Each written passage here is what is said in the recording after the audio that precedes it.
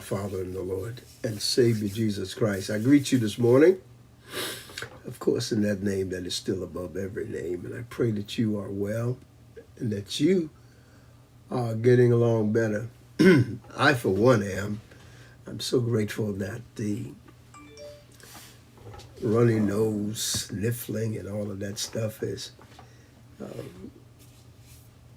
getting closer to being a part of my past rather than my future and current conditions. So grateful that we are able to continue to do what the Lord has called us to do.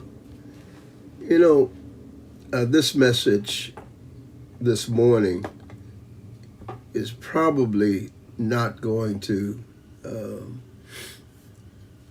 fit the appetite of many that are going to be listening today.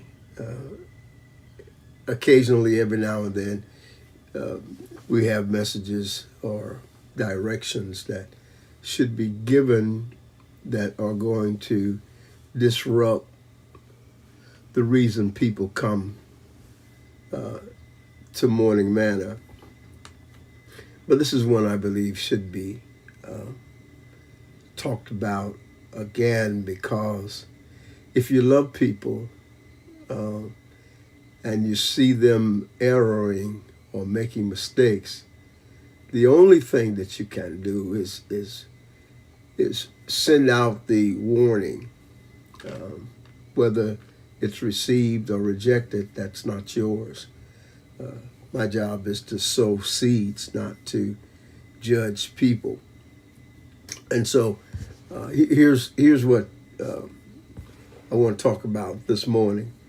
Try not to make a fool of yourself. Try not to make a fool of yourself. What do you mean, Bishop? It's in Romans chapter number 12 and verse 5, and starting at the B portion of verse 5.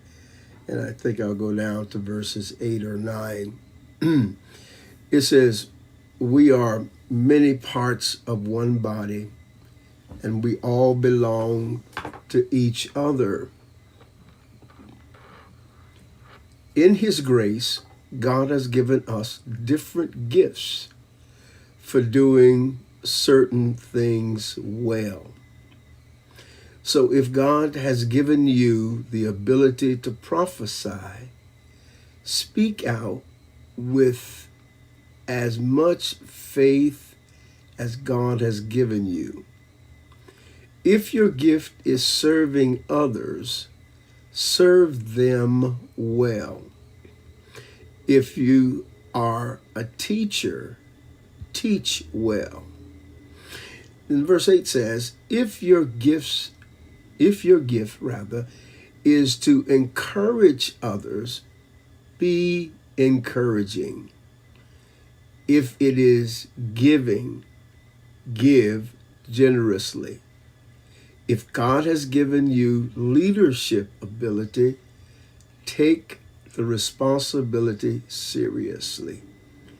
And if you have the gift of showing kindness to others, do it gladly. The A portion of verse number 9 says, don't just pretend to love others. Now, I know that people usually don't take kind to correction or instruction.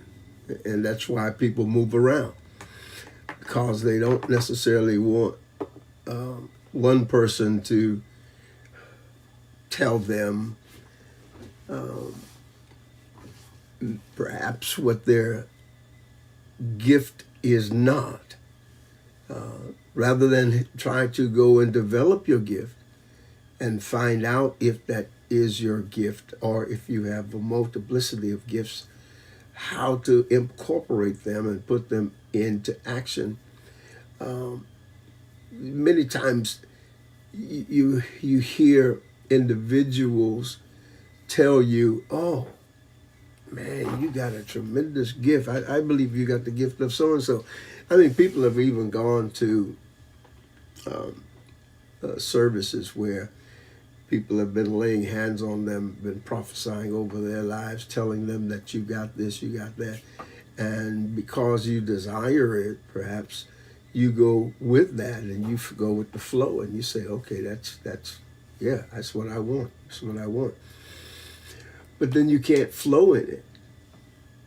And you're not operating in the love of it.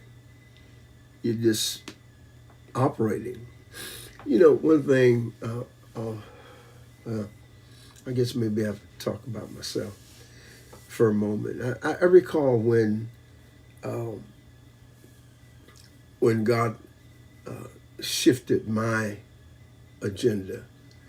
You know, my first assignment, I thought I heard God say, this is where you're going to be, and you don't have to worry about being somewhere else. I'm going to establish you here, and this is how it's going to work. And I worked with that premise for years, only to find out that really God hadn't given me that word for an eternal word. He had given me that word for a period. But I didn't know that because I refused to hear that. And even when he spoke to me again, I said, well, come on, we're changing the plan here. But God is perfecting you daily. And you have to learn how to make the adjustment and listen.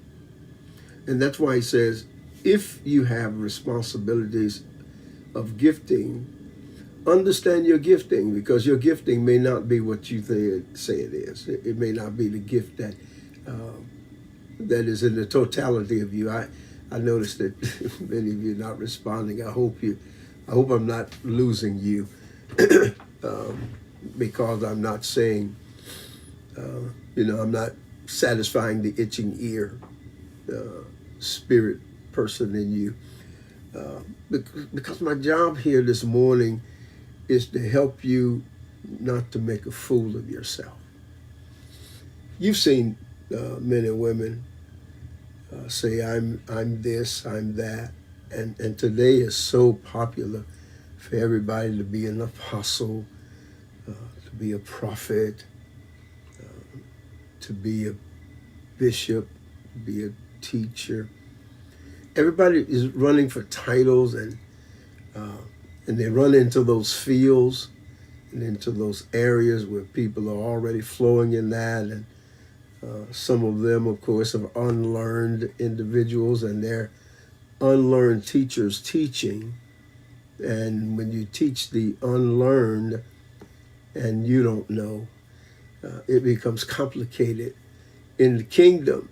Now, you might get away with it for a while, but eventually it's going to come up and it's going to have to be dealt with. And the problem is, it's not so much that man has to deal with it. You have to deal with God. All of us have to give an account of everything we've done and will do in this body. And so try not to make a fool of yourself, okay? If you're not qualified to do this or do that, then don't accept this or that. There are no small gifts in the body. There are no gifts that are not essential in the body. Find your niche. Stick with it. And stop allowing people to take you out of your calling or your election or your service. And I believe that God will get glory out of your life. I pray that you have and can receive this. It is my prayer that you will enjoy your day. I'll talk with you a little bit. Thank God for it.